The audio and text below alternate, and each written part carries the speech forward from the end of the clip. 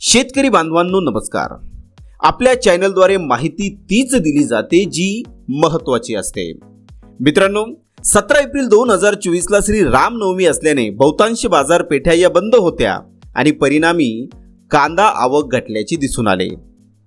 18 April 2024 ला कांद्याला सरासरी 1000 रुपयांपासून 1500 रुपयांपर्यंतचा दर मिळाला।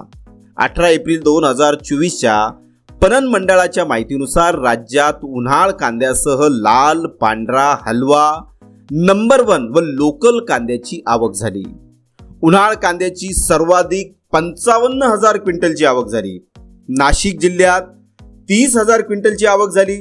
आज सर्वसाधारण कांद्याला सरासरी 1000 रुपये ते 1300 रुपये दर मिळाला। लासलगाव निफाडमध्ये कांद्याला 1400 रुपये तर विंचूर बाजार समितीत 1375 रुपये इतका भाव मिळाला। बारामती आणि भुसावळ बाजार समितीत लाल कांद्याची आवक झाली।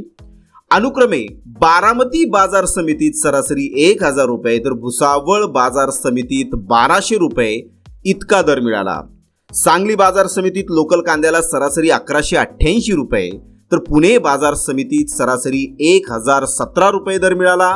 नाशिक बाजार समितीत उन्हाळ कांद्याला सरासरी 1375 रुपये इतका दर मिळाला।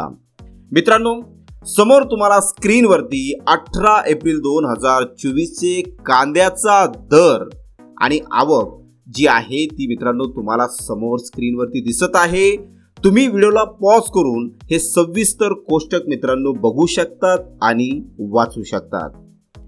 आशा आहे मित्रांनो ही इन्फॉर्मेशन तुम्हाला नक्कीच युजफुल वाटली असेल। जर मित्रांनो हा व्हिडिओ तुम्हाला आवडला असेल तर नक्कीच या व्हिडिओच्या कमेंट बॉक्समध्ये कमेंट करा। या व्हिडिओला जास्तीत जास्त आपल्या शेतकरी बांधवांपर्यंत शेअर देखील करा। धन्यवाद मित्रांनो।